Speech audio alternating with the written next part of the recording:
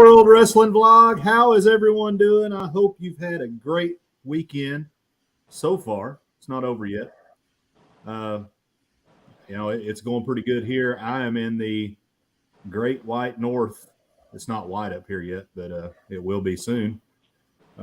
It's actually the Great Light North because we're only getting about 2 hours of darkness every evening up here in Alaska right now. But busy day for me. But you know what? This is not a travel vlog. This is a wrestling vlog, damn it. So we're going to talk wrestling. That's what it's all about. Yeah. And been a lot going on this week. A lot of moving parts within a number of different wrestling organizations. A lot of exciting things for not sports entertainment, but professional wrestling, which is a great thing. Paul Valets is doing great work in the WWE right now, and AEW is having to up their game to stay neck and neck with them, and all of that is good. Competition breeds better and better wrestling. So we'll go into the chat real quick here, and as people pop in, we'll invite them in. Miss Meg, tonight we're going to talk about managers and valets. The best manager in the history of managers for a wrestling blog, Ms. Meg. And the finest valet to ever enter anyone into the squared circle, Miss Chastity from Moonlight Adventures. Hello, Miss Ashley Ratliff. She was our probably the high time chatter during our last vlog with Adrian, which was great. She was very excited to see Adrian. Adrian was excited to see her. Yeah, I had no idea that she had actually seen Adrian live and in person. I tell you, I mean, he's smooth. If you went back and watched any of his video, he is a great worker. I hope somebody signs him. Scott Smith, welcome in, friend. Welcome in. And I'm sure we'll continue to have some come over as the Griswold family vacay continues to raid over. So, all right. So, again, if you're here, you're not a jabroni, and you are not a Rudy Poo candy ass. You're a real fan of pro wrestling, and welcome. I am the Moonlight Mark. To the right of me on the screen, I have the Sarge Dillon Moon. To the lower left quadrant, we have the Cowboy Paul Vines. And to the right-hand side there, the infamous referee Billy J. Over there. He'll throw you out in a heart. Get out of there. You give it the old shoot, I can never remember her name now, the female referee in AEW. Aubrey. I had some high hopes for her. She did better this week in some of the bigger matches, so I'll give her that. Yeah. All right. Also want to say thank you to our moderators, Meg, Blaine, Kenny, and Danny. Thank you so much for what you do. Were it not for you guys being the referees and managers of this show, it'd be hard for us to do what we do. So thank you all very much. All right. Yeah, so the Griswolds are moving there. So, by the time they get around to being over here, we'll probably be out of the news part of this and we'll be into the discussion part. So I'm going to go ahead and share the first little bit of news here. This is really not news. We knew that Triple H was going to start trying to put his fingerprint on the WWE as soon as possible, which is a great thing. And he plans to bring back more former WWE stars. Mm-hmm. And he started doing that on SmackDown this week. So he brought back Karrion Kross, Dakota Kai, not Skid Row, but Hit Row. That's not one of my favorites, but a lot of people liked them. They were over while they were there. So, but we'll see. I know. I think he's in talks with Bray Wyatt, and I think whoever gets Bray is going to be the organization that wins the pony for this iteration of the battle. If they use him right, Bray. Yeah, he seems to be the trophy. If anybody can get Bray. And I really hope, I don't know. With Triple H's creative, maybe it will be good. But but I would much rather see him be able to do his own thing and write his own script and be himself over on AEW. That's just me. I'd rather see Bray Wyatt in AEW too.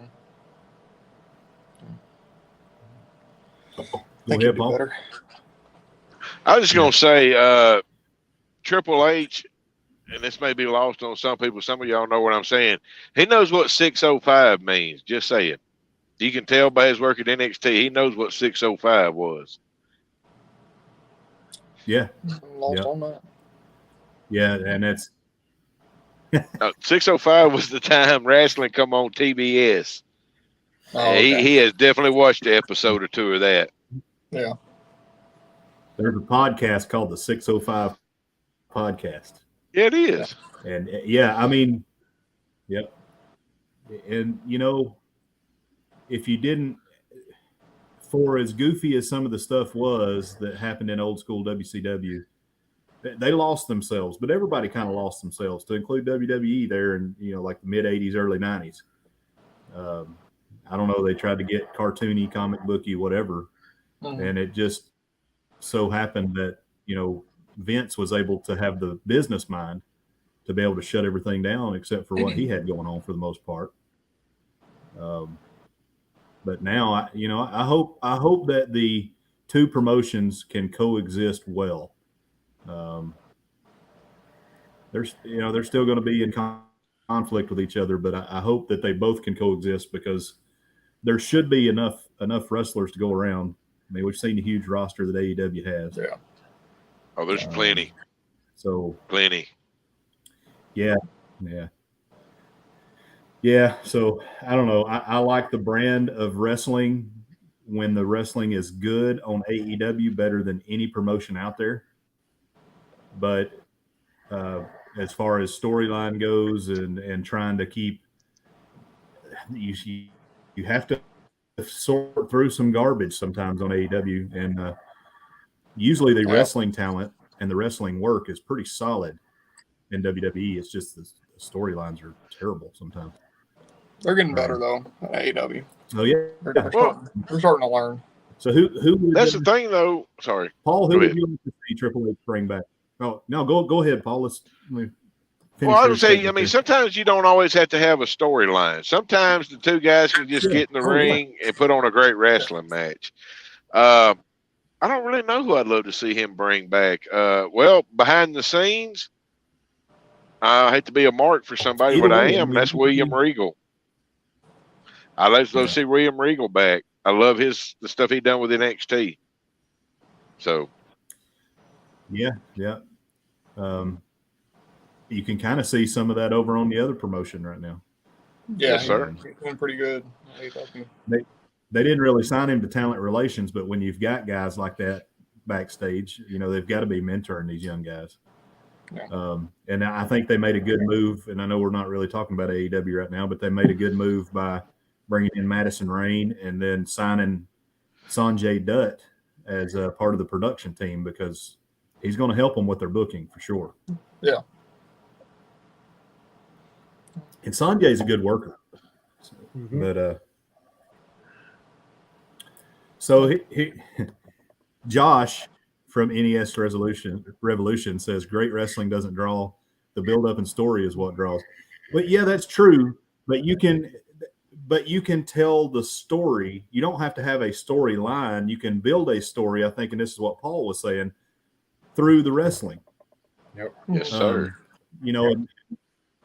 And that's what the old guys did so well is you had guys like Watts that would say, this is what I want the end to be. I don't really care how you get there, but this is what I want the end product to be. So y'all work to that end, and I want this show to go a minimum of 6-8 weeks, whatever it was, and they put a program together. I don't know that today's talent, and I'm not going to say all of them, but I don't know that a lot of today's talent can do that. I think there's some that can. I think CM Punk does. Yeah. I think Brock and Roman do a good job of it on the WWE brand. There's some guys in Impact Wrestling that do well as well. But yeah, I understand what you're saying, Josh. And for today's crowd, and that's part of the problem that WWE had, is they were trying to go after. I actually did a paper on this in my master's class about the WWE's problem that they have in increasing their viewership and kind of going after the wrong things. I mean, they're trying to target a younger age group, but in doing so, they changed their formula for success when maybe they should have been doing things like, what kind of products are they putting out there for the kids? Are they making new toys and all that kind of, the stuff we had when we were kids, the rings, the wrestlers that do this, the wrestle buddies and all those kind of things, Yeah. That's how you draw the kids in, for me. Yeah. So Josh has another comment here. Biggest wrestling has ever been is when the stories were front and center and with great characters. You're exactly right, with great characters that were over. But that there not many wrestlers know how to get over anymore. That's another problem, and you have to be and the wrestlers that do get over are true to themselves. So some of the guys that organically got over in AEW, which is, and I keep bringing back AEW because it's the easiest to look at right now, because there's been a lot of organic success with some guys. But I mean, you look at the acclaimed. They said, you know what? Tony's given us the ability to do what we do. We're going to do it the way we want to do it. And as goofy as it may have seemed initially when they came out, those guys are over. They're over now. FTR got themselves over. So I agree. But first I think they have to get themselves over to draw and do that storyline. Hey, who would you like to see Triple H bring back? Me? I don't know. I don't really have anybody offhand. Bray Wyatt, definitely, I could see him definitely as being the whoever gets him definitely is going to be winning the battle. So I definitely agree with that comment you made earlier. Yeah. Yeah, Bray's the unicorn right now, man. I mean, with WWE, they have Cody. If they can capture Bray too, wow, that's going to be some death nails right there to Tony Khan and his dreams of taking over. In a way, Bray could be, and I'm not trying to knock the – go ahead, sorry. No, go ahead, Paul. I was going to say Bray could be, in a way, and I hate to use this analogy, he could be the next Undertaker in a way that he could be the next – because for a while there, he was the next boogeyman, if you will. Yeah. He could be that. I mean, he can't ever be the Undertaker, but he could be along those lines if they would have played that character out, because he had it rolling for a while there. Yeah, that's what it looked like what they were trying to do with him to begin with, but that didn't really stick. I know that that Cornette is not a big fan of the Fiend character, but the thing is, and I don't agree 100% all the time with the cult leader of the Cult of Cornette, and this is one of those times because Bray understands the new horror mind. I mean, horror films are different now because people have taken in so many different things through social media and so on and so forth. You've got to change it up, and he got it. Like that Firefly Playhouse and all that stuff was creepy. I don't care what you say. That stuff was creepy. But the thing with Bray, though, is he's a shooter, too. The guy can wrestle. Mm-hmm. Yeah. And I wish that old Bo Dallas could keep himself straight, because those two could start a real family stable together. But he keeps getting DUIs. So Great lineage. Yeah, it sure is. Rotundus. And both of those guys were state champion wrestlers in the state of Florida. Welcome in, Rachel's Adventure. I'll check Marco Glad you're here. After the live. And we didn't say welcome to this guy, but we'll say it now. Welcome in, Josh. Hey, Josh. What's up, buddy? Another great wrestling fan right there. He sure is. And I've got a couple of guys that I want to bring on here, and he's one of them, because I have another friend of mine, and they're big figure collectors, not just wrestling figures, but G.I. Joes, Ninja Turtles, all those kind of things. I know this is not really meant for that, but I think there's a place for it in a wrestling vlog, and I'd like to kind of have them on talk about some of their stuff. So y'all still got all my old wrestlers. Landon has a few. Yeah. Yeah.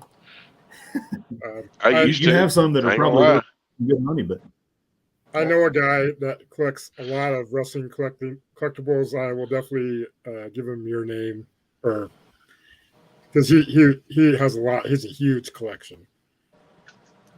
Yeah, that would be awesome, because this Snowy O'Neil is the guy I'm talking about, and he does a lot of stop motion animation with his. He's created a whole small little studio, and he does frame by frame comic book type things with photography for his GI Joes, and us 40-year-old guys, we like to play with toys still.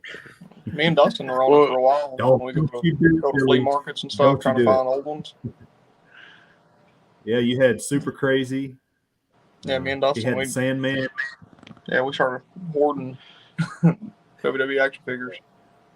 There's actually a group out there now. Sorry. No, you're good.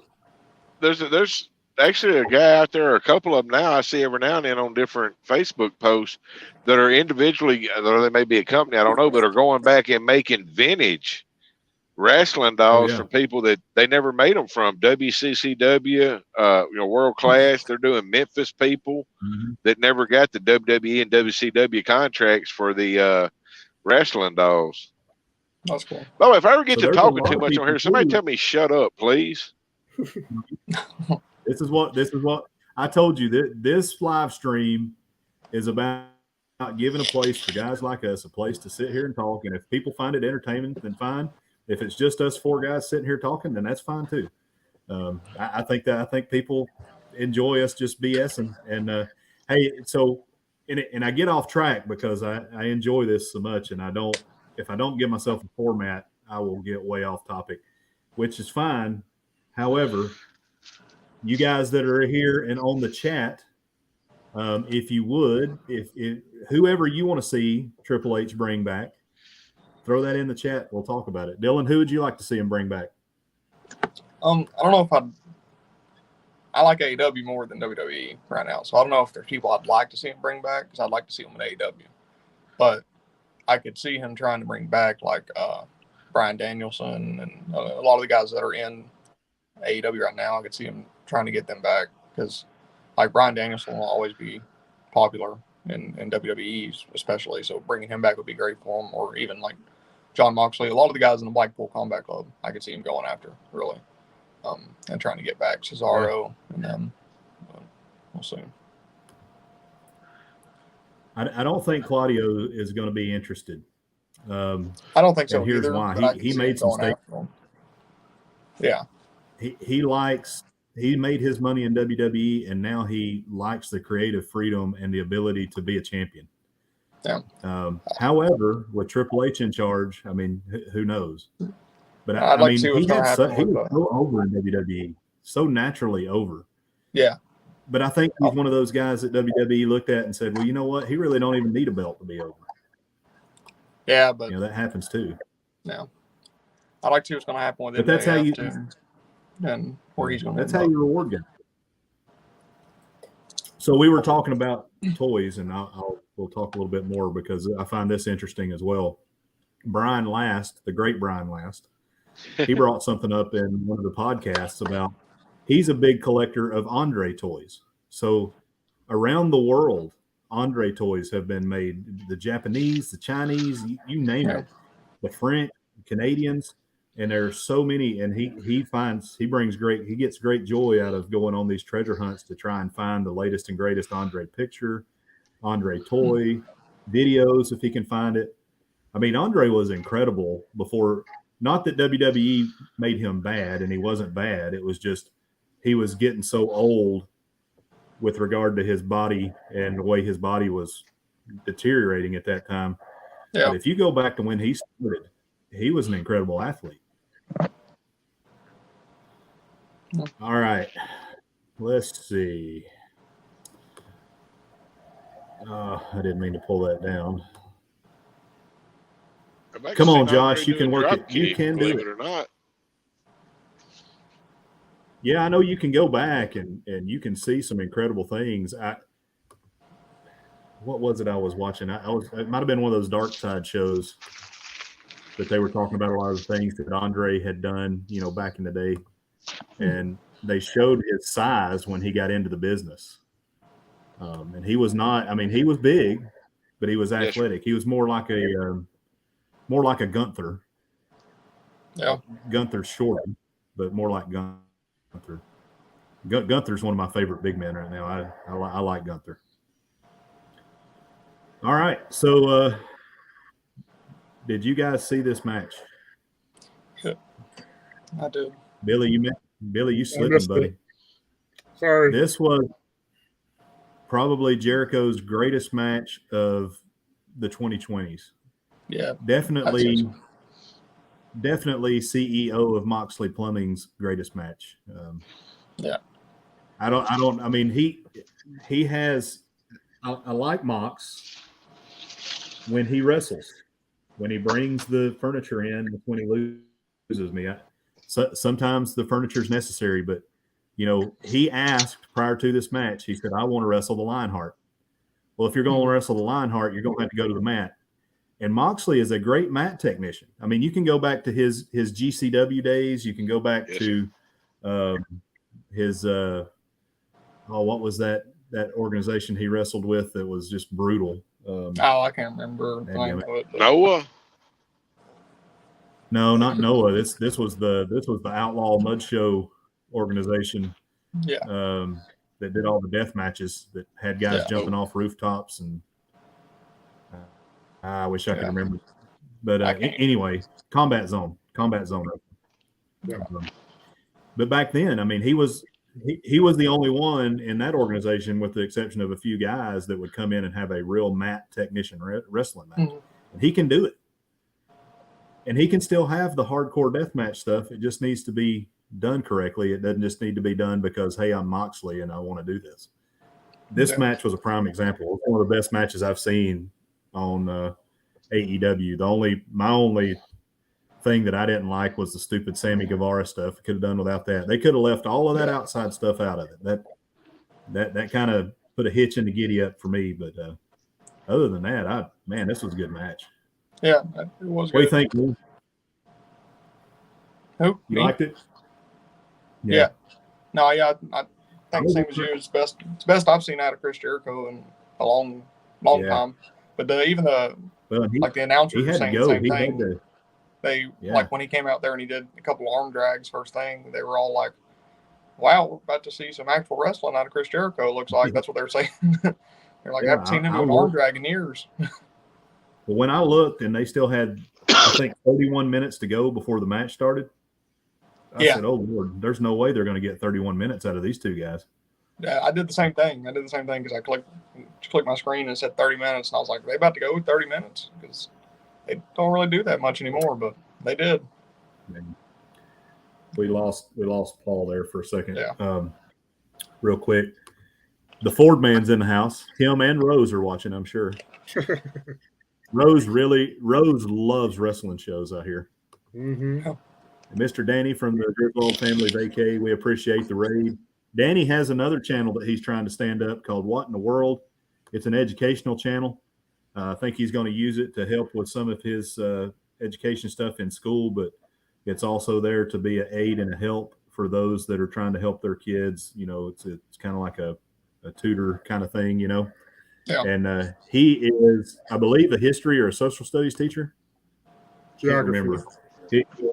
Geography. So, that's Dylan's super smart at math, but he really likes those kind of things. That's where his heart's at. Yeah. What I like about this match, though, is your echelon above me, my friend. Yeah, whatever. I think they did a good job in this match with they incorporated a lot of real wrestling, which is good to see. But then they also they made it where you expect a certain amount of brutality out of a Jon Moxley match, but they did a good job of keeping that in there too. With him, Chris Jericho ripped Jon Moxley's earring out, and like busted his earlobe open. He was bleeding everywhere. Yeah. And then Moxley threw Jericho into the turnbuckle, but he took the pad off, and he busted Jericho open. I don't know how. Or, they got bloody the hard way. They showed close up on where Jericho got busted open, and it was rough, and he was just like pouring blood. You could see it dripping down on Moxley and stuff. It was rough, but they did a good job with balancing the brutality and actual wrestling. Hey, it was good. So prior to this, and talking about getting juiced, the old what's his name, Brody King, I think he went a little deep on his.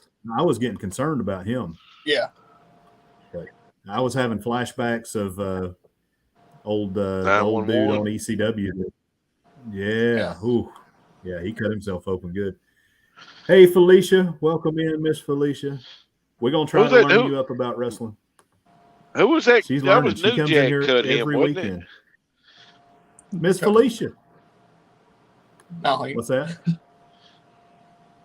You was talking about ECW. This guy showed up for the matches one night and told him he'd been a wrestler and he really hadn't, and told New Jack to get him hard way, and New Jack's like, I got you. New Jack cut that Joker's head. The crap out of him. Yeah. Mm-hmm. But you talking about Jericho, Jericho's one of the reasons I first started watching when I got back into the wrestling back in the mid-90s. Jericho was one of the reasons I started watching because I caught an episode of WCW Nitro, and I hate to sound like a broken record, but Jericho was a cruiserweight at the time, and those cruiserweights were stealing the doggone show before the NWO and all that. And Jericho was a huge part of that. He could go. Yep. Him and Eddie and Benoit, Malenko. Yep. Jushin Thunder Liger. Oh, my gosh. He's on his farewell tour, by the way. I can't believe he's still going. But I don't know how. They had some kills. He had like brain cancer. Liger did. He had brain cancer or a brain injury a few years ago, and he's still going. Wow. Him and Muta both are on their farewell tours. High seas, welcome in. So Billy, I know you didn't watch this, but this is one you need to go back and watch. I will definitely watch it after this live show. Definitely. It was an incredible match. I mean, that's kind of what I do on WWE. If I hear that, something was good, it's kind of like watching that SummerSlam match with Brock and Roman. Yeah, that's one of the best matches I've seen of this era of WWE. I'm trying to get back into it. I'm trying to been watching the Raws and SmackDowns, but it's going to get easier. I think it's going to get easier. I really believe that. I think Triple H is going to make some good changes. All right, give me a second. I've got one more screen to share. So this is going to be a spoiler alert for you here, Billy, since you're going to go back and watch this later. Okay. But here's what happened afterward. And I don't know how I feel. I love CM Punk. But I don't know if he can match what Jericho and Moxley just did. If he can, hats off to him. But, he's had some time Moxley to rehab and get better. So maybe. Because I don't know. When I was a kid, CM Punk was awesome. He's great, but he has gotten a little older. You notice in his matches he moves a little slower than he used to. So I don't know if he'll be able to do what they did. But I do think I think if you're reading storylines and you're thinking about it, this is the way that they get the belt on Bryan Danielson. Yeah. Because I don't think they want Mox and Danielson going at it just yet. Well, no, because if CM Punk's cleared to come back, then they'll go. He'll be Moxley and CM Punk at All Out, and CM Punk's going to win. He'll get his championship. Well, see,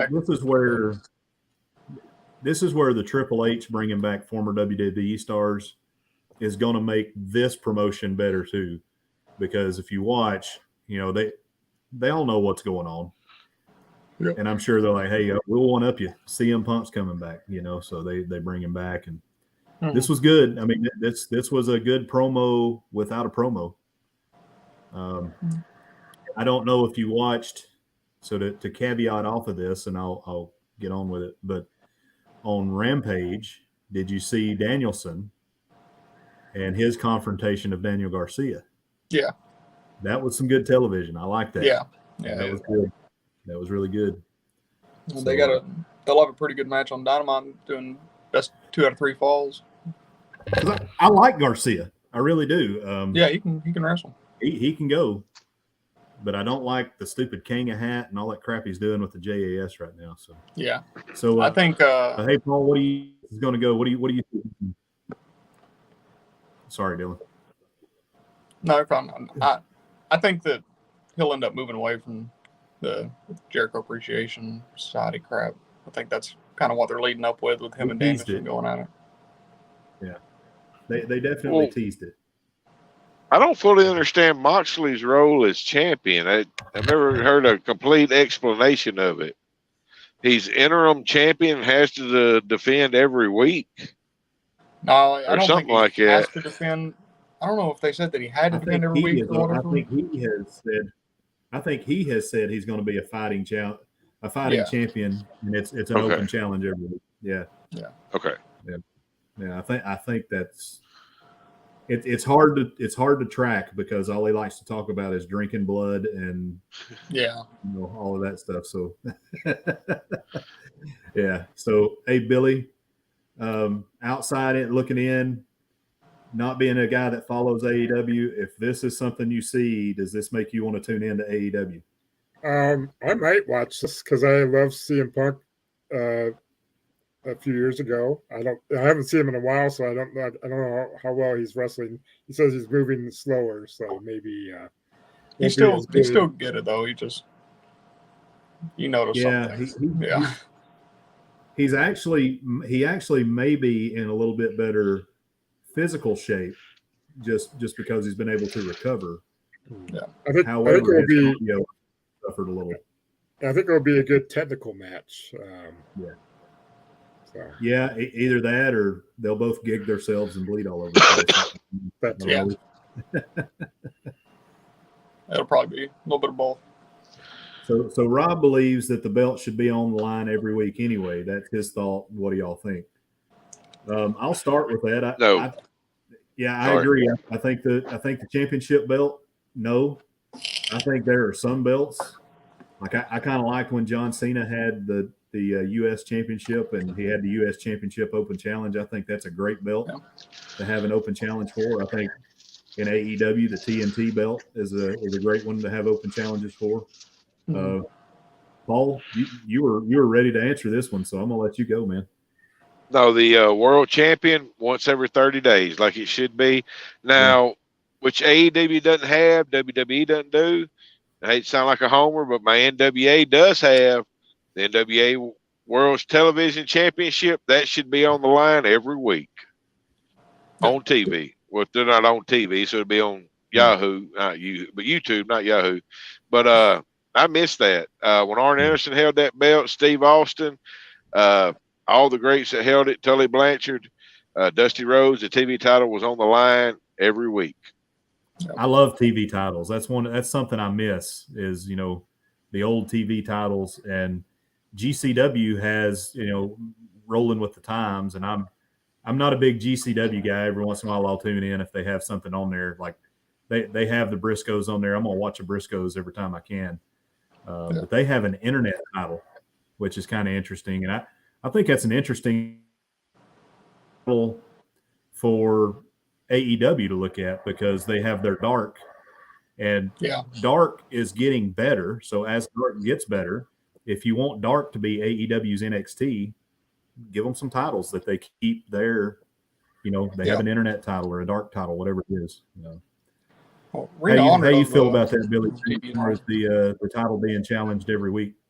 World Championship definitely every 30 days, like on a pay-per-view, or maybe occasionally, maybe have it during a TV show just to throw it off a little bit. But otherwise, definitely like the Intercontinental and tag team titles, those can be defended weekly. And then, I miss the television titles. Definitely, I wish they would have television titles. And but yeah, that's my thoughts. Yeah, and so both of y'all mentioned something, Paul and Billy, and this is a problem with and I'm not, Rob, I'm not saying your comment is wrong, because I like what you're saying there. You want to see a championship match every week. I don't disagree. On the big show, I'd like to see some sort of championship on the line week to week. I kind of agree with that. But one of the things that NWA and a lot of the older organizations did that modern wrestling doesn't do real well is they published a set of rules. And in that set of rules would be, the championship belt has to be defended every 30 days. And that goes into, so now you're talking storylines again, right?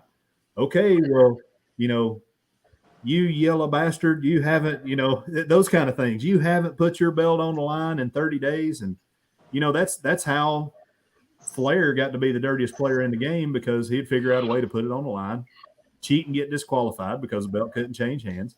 And, there's so many storylines there if you publish and hold rules, right?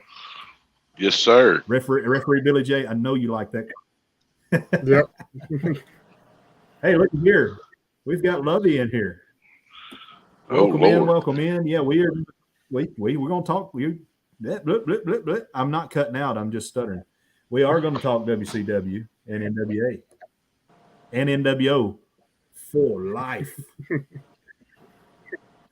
Lovey, I don't know it. He grew up over in good area for it.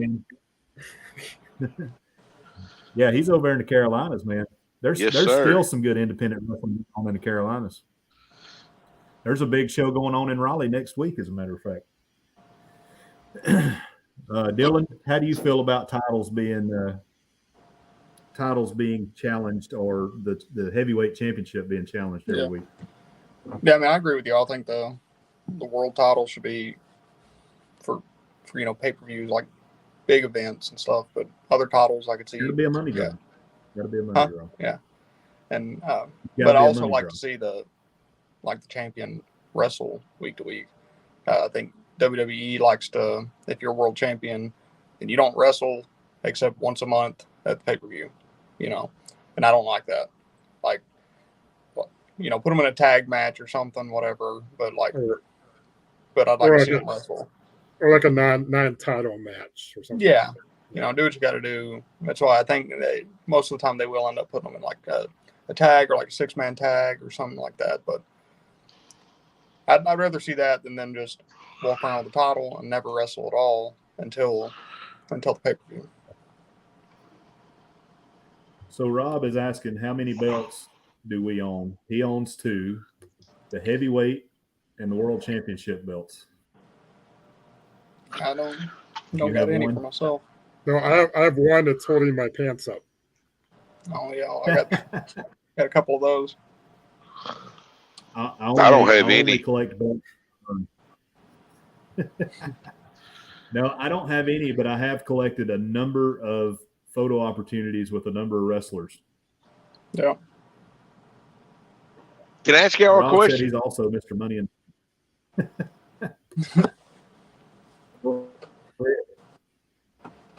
Who is actually a world champion today?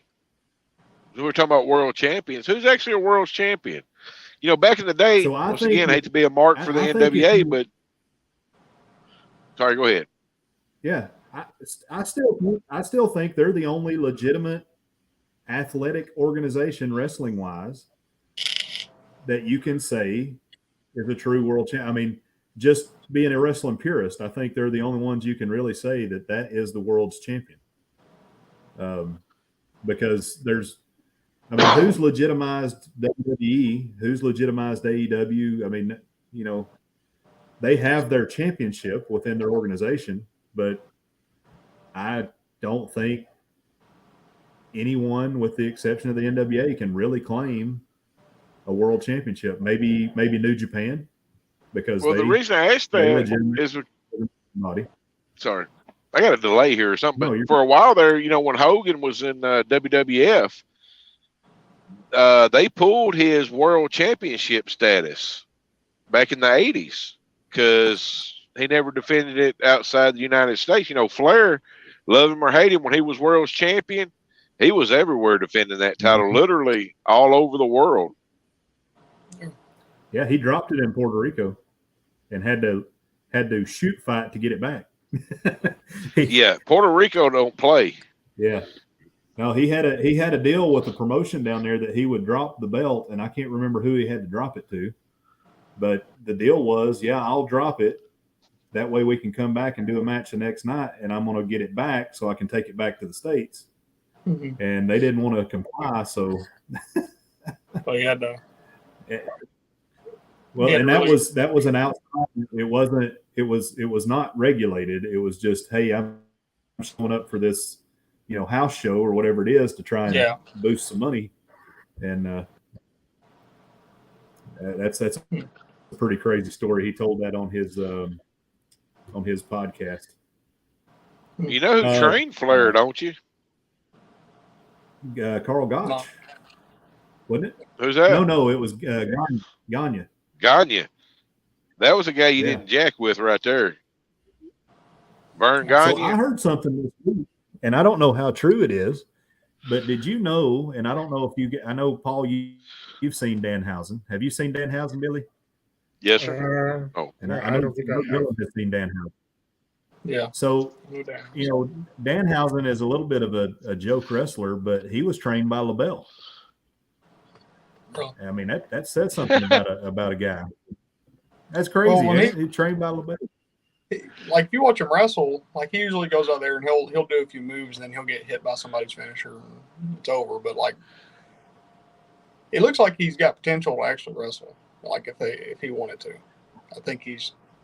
I've seen him. I've seen him in Ring of Honor have some good matches, but Yeah. they're just using him as a gimmick right now in AEW. Yeah. I mean, I told you guys about him, Dylan. I told you all about Danhausen long before he came. I was like, I can't wait you're until talking AEW about signs this guy. Mr. Yeah. Josh, you referring He's a to nut. Judo Gene LaBelle? Yeah. I got a story about him Is that- one day if you want to hear it. The guy out in California, Oh, the yeah. guy that choked Seagal out. Yeah, and he also trained one Daniel Bryan or Bryan Danielson as well. Yes, sir. Yeah. That's why the crossface, he calls it the LaBelle lock. Like, Yes, sir. It's the That LaBelle guy's lock is legit. actually a grip of hands, but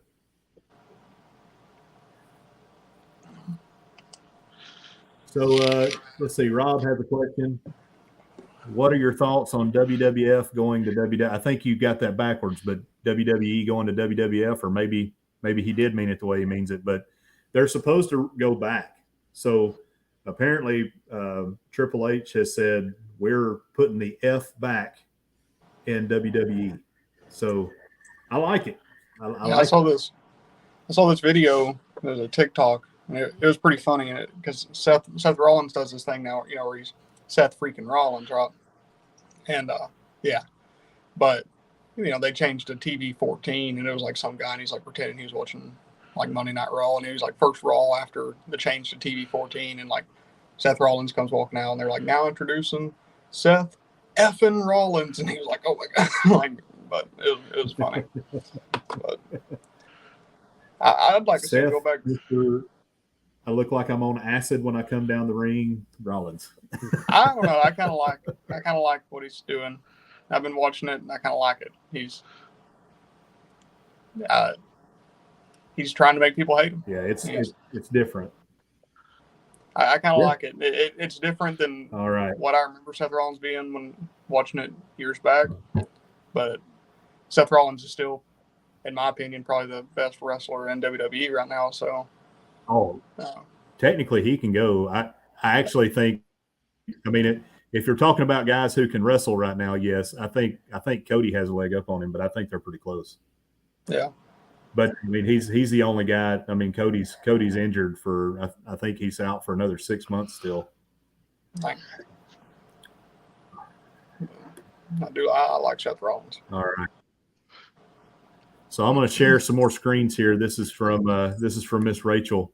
She wanted us to see some of the celebrities that she's been able to meet, celebrity wrestlers.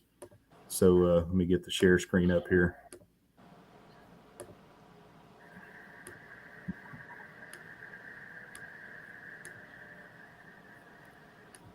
So there's the natural. Yep. That's awesome. Oh, yeah. Mark Henry. Sexual chocolate. And I can't remember this I guy's don't know who name. that is. Oh, He Was it Maven? he teamed with no. Jason something. Yeah, Jason. He teamed up with they were the Gates. Olympics, Yeah. weren't they? The Yeah, Olympic he dudes. teamed up with Gable. This was the guy that Gable. claimed he was. They had that storyline Angle's going son. that he was the illegitimate son of Angle. Yeah, Oh. Jason Jordan. Jason There you Jordan. go. That's Jordan. Jason Jordan. Yeah. He was a phenomenal athlete. He looked I think good. He had injury problems. Well, I think he kept having problems with his knees. Is what did him in. All right. So we've went 46 minutes in just shooting and jiving here, and we haven't even talked about managers and valets. So a good manager or a good valet can add so much to a story inside of a wrestling match.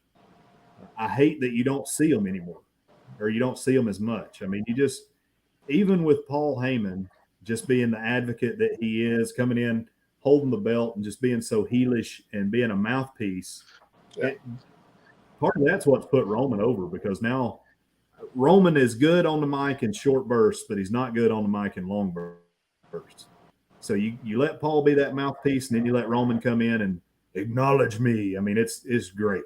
It's just fantastic, and that's one of the reasons that that Lesnar was over, because Lesnar, he's got a weird voice. I would not say that to his face, but he has a weird voice. He's not a good promo.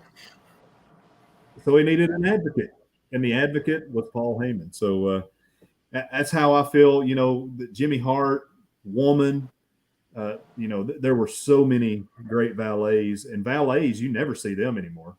Now the closest thing to a valet you have is like Ty Mello, the former Ty Conti.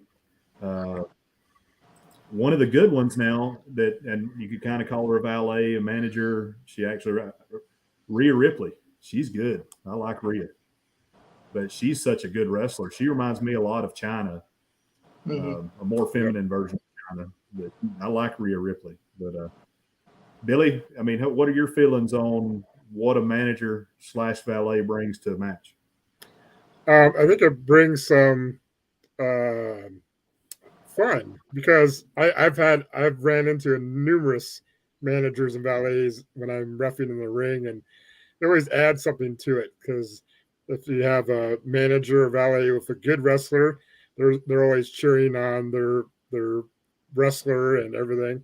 But then you get the manager valet with the heel bad wrestler, then they get involved usually behind the referee's back, and it can create some controversy, but it can also it makes the crowd more excited, I think. So I would love to see more managers and more managers used nowadays.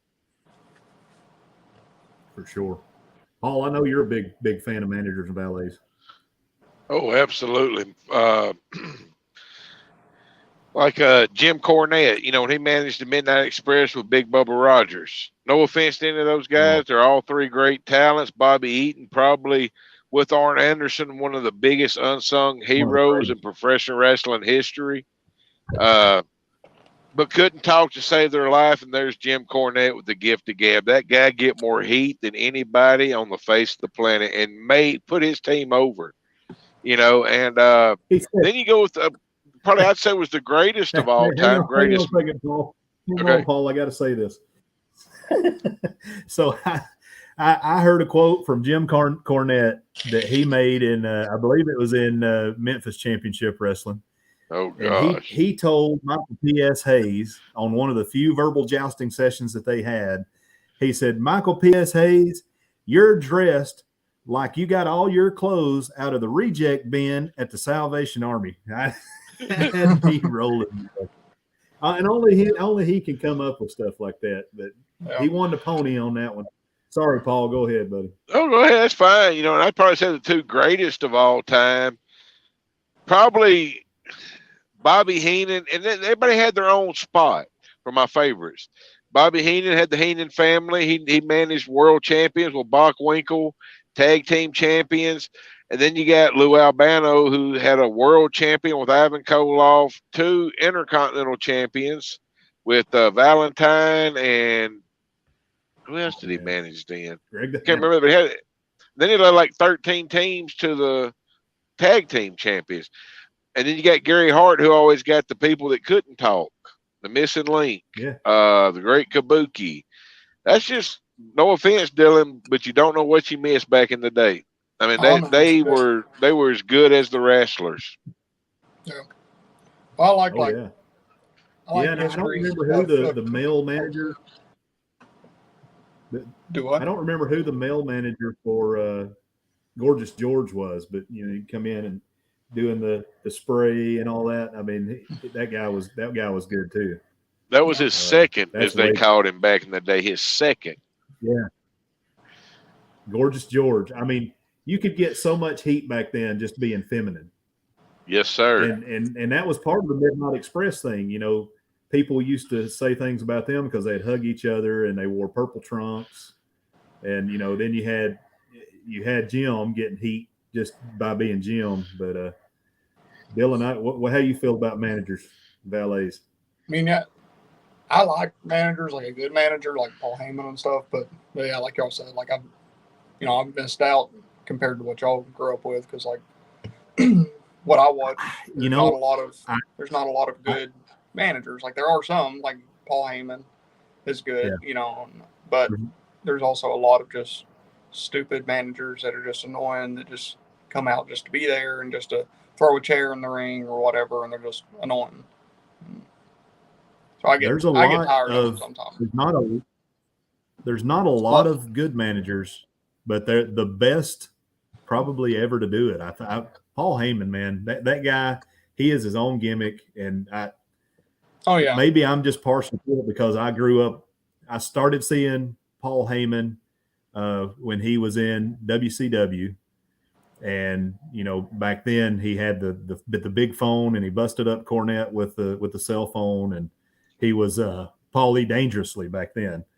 Mm-hmm. Then moving over to ECW, and I used to stay up late. And in Murray County, Georgia, where we grew up, you had to stay up past midnight and tune in to Channel 10, which was all grainy and fuzzy, to be able to watch ECW television.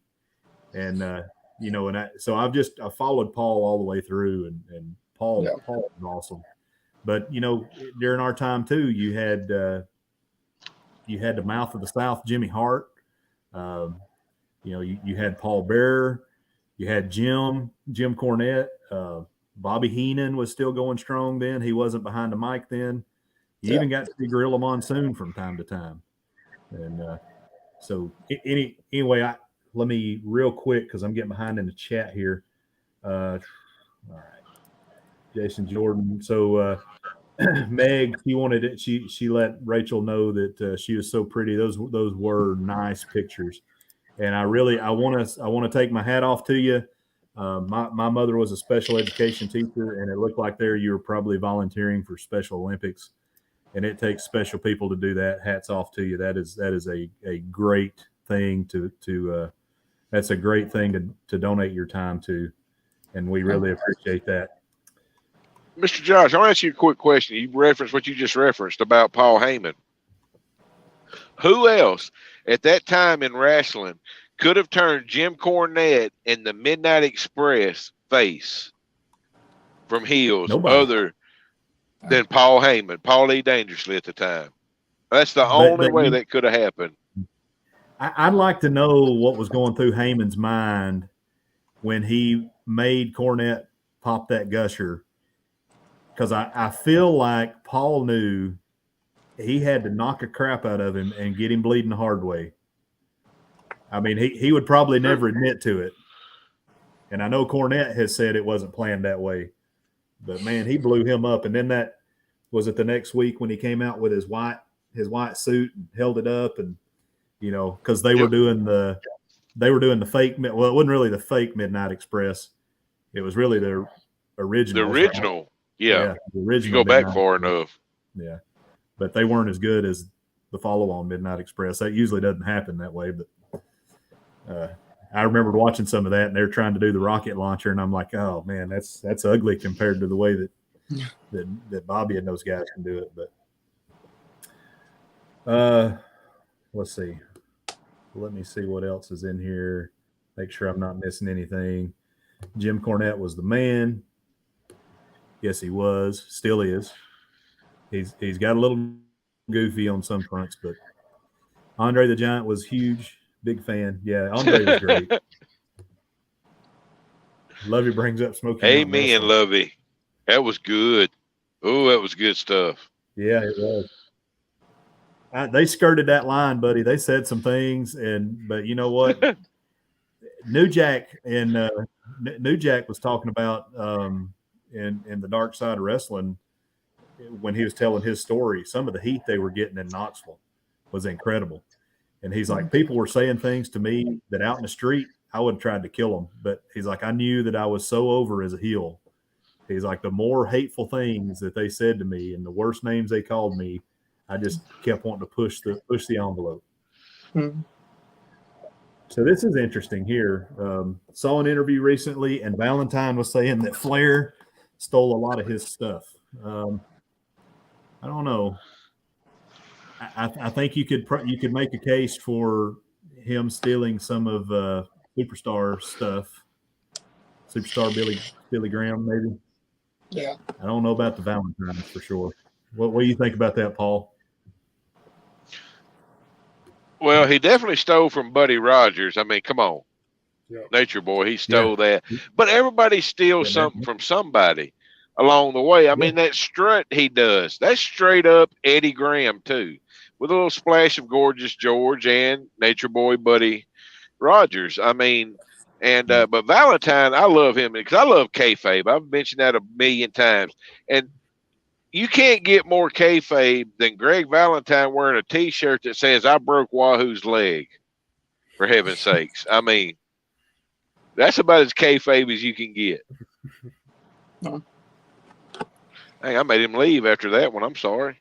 Yeah, made him mad, looks like. I'm leaving too. Just kidding. One can only wish, Billy. Just kidding, Billy. You know I love you, brother. Right back at you, Paul.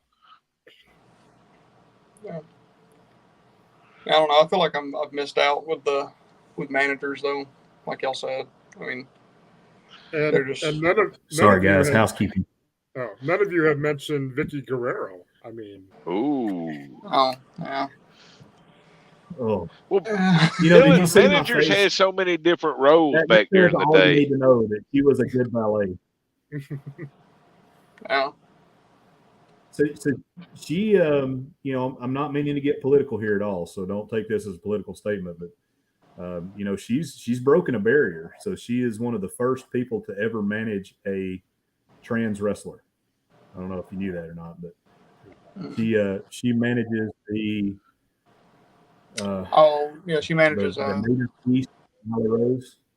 Yeah, Nyla Rose. And it's probably a good move on the part of AEW because I hate to hear Nyla Rose talk, and it's nothing about her, you know, sounding manly or anything like that. That's not it. It's just she has a weird shrieky voice, and I think not that Vicky doesn't, but Vicky's meant to. That's her character.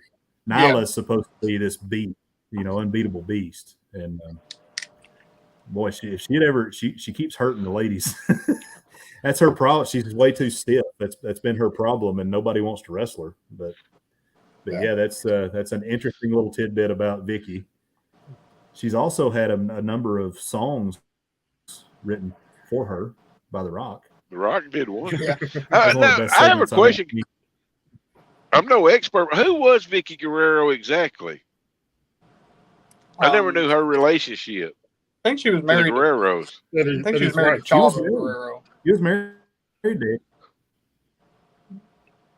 She was married No, to she was Chavo. She was She's married to married to Chavo Senior or Chavo Junior. Married to Eddie.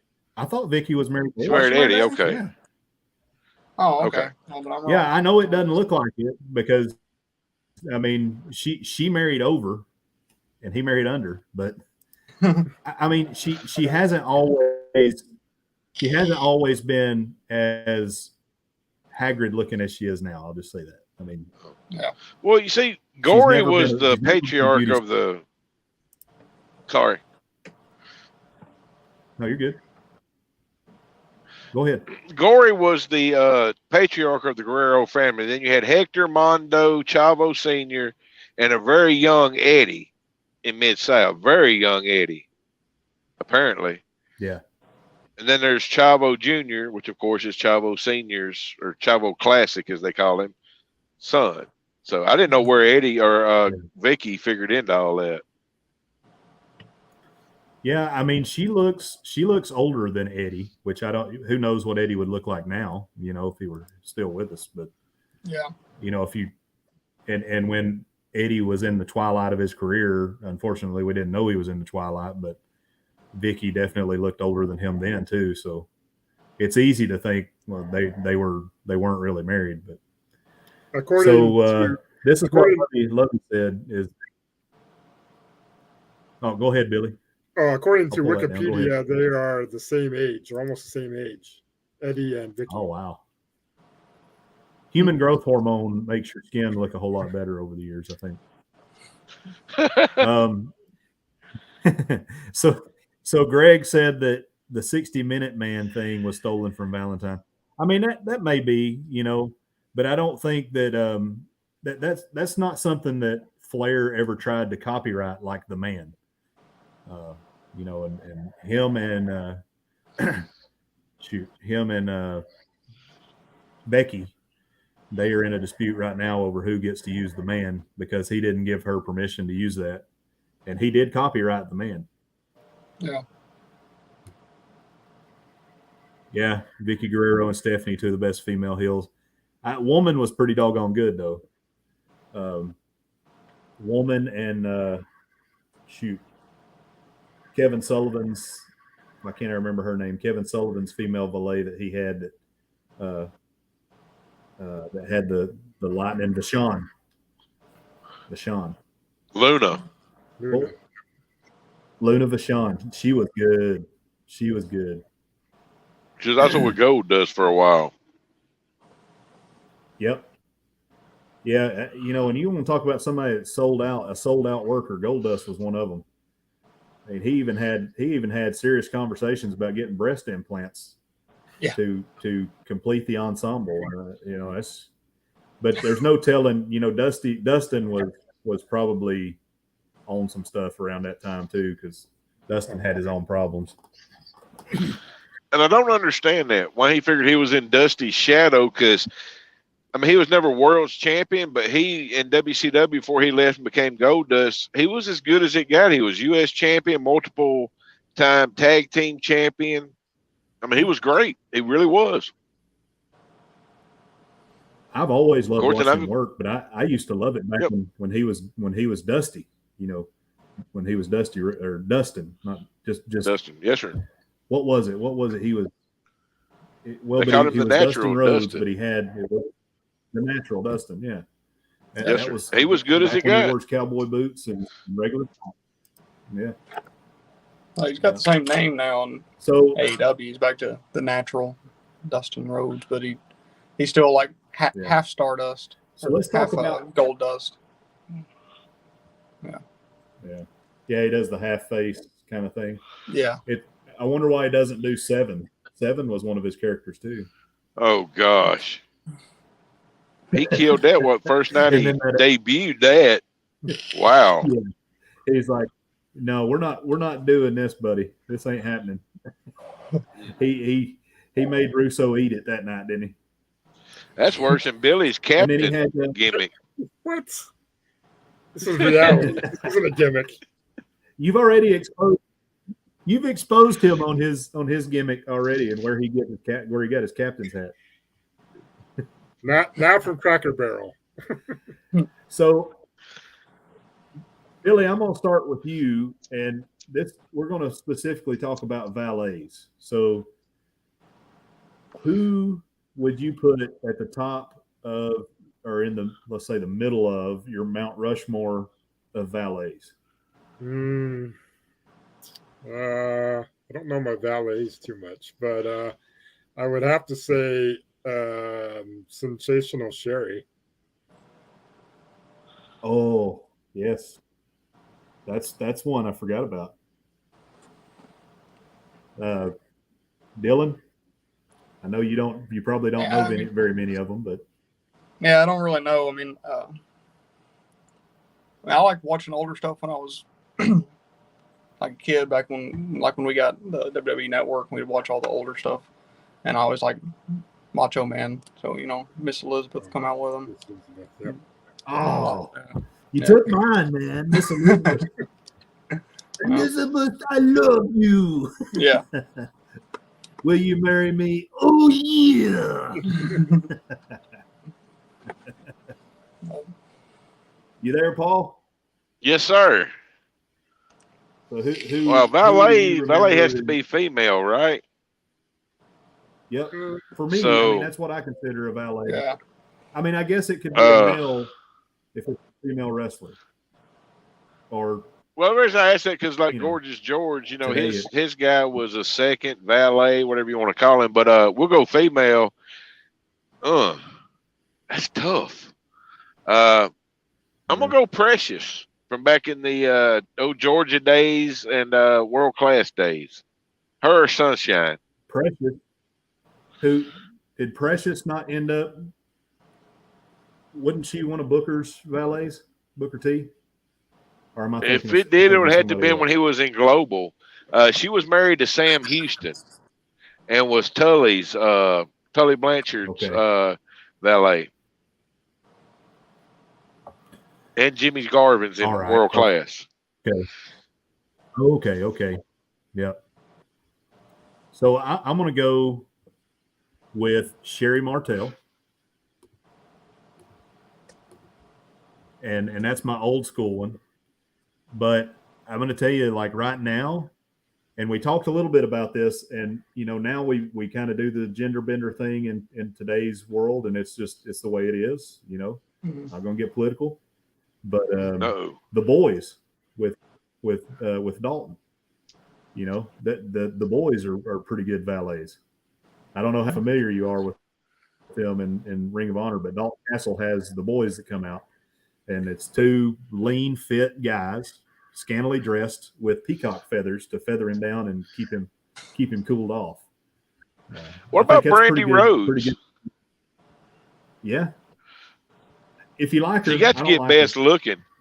She got to get best looking of today. I think and She's way better looking than Arn is. Oh, I mean, poor old No Arn. offense to Arn. He could probably still whoop me, but I mean, Tully's better looking than Arn too. I know his daughter Tessa is. I'm telling my love good night. Have you met her, Billy? She said I'm just curious. Yes, I have met her, Paul. You met Tessa? Yep. What about what's Bam Bam's daughter's name? I can't think of it right offhand. Bam Bam Gordy, Terry Bam Bam Gordy's daughter. She's wrestling. Mm-hmm. Can't even think. There's Miranda Gordy. Miranda Gordy. That's Terry Bam Bam Gordy's daughter. I've reffed 2 of her matches. Man, what a wrestler that Gordy could have been if he could have kept it together.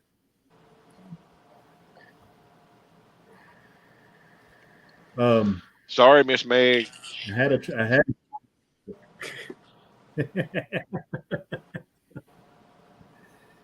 I mean, you got to have, but you have to have hall passes and bucket lists, right?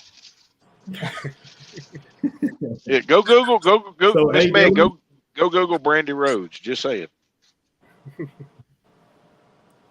I don't know if it was just bad booking and they were at the end of their run in AEW, but I just got a bad taste in my mouth for Brandy. I think she's good as a heel valet, but the problem is that Cody was not willing to go heel.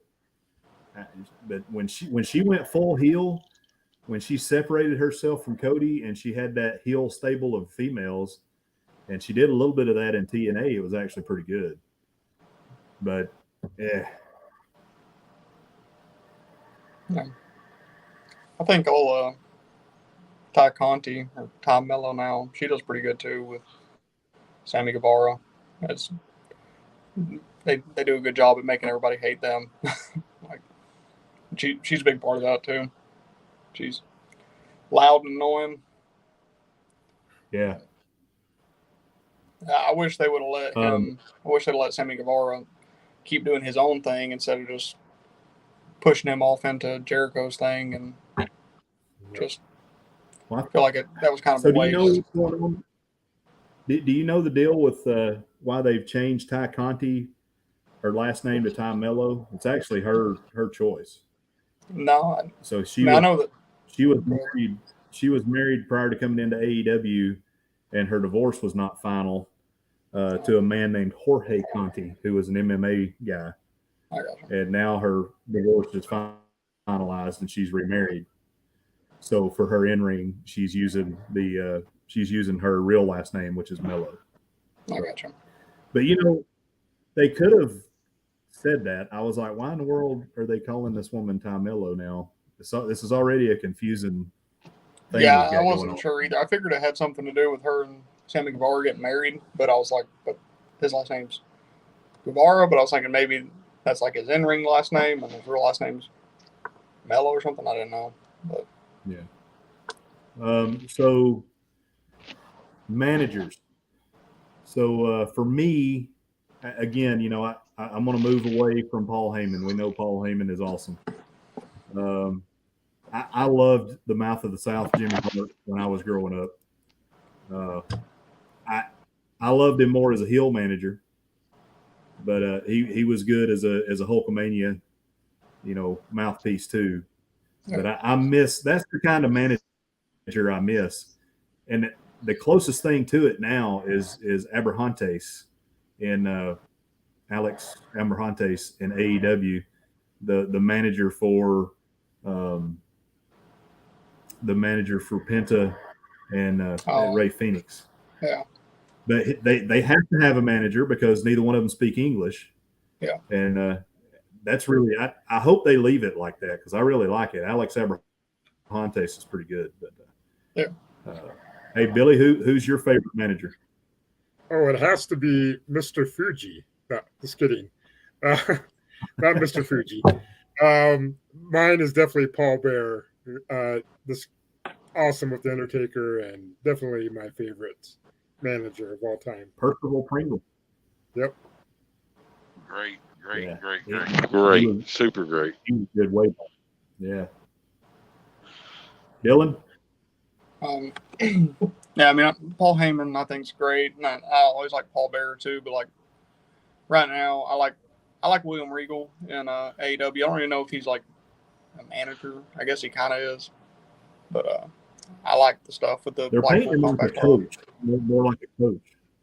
Yeah, he's like a coach. He's almost more like a coach because he never goes ringside. But yeah, it's an interesting dynamic. I'd consider him a manager. I mean, yeah. But I like how he does it because it's different. I like him being on the announce table and like. I mean, I think he does good on the microphone announcing. So. I love when he comes up to him. He goes, "Hello, man in the mask." He won't recognize him as his real name. Yeah, because that eats Regal. He hates that.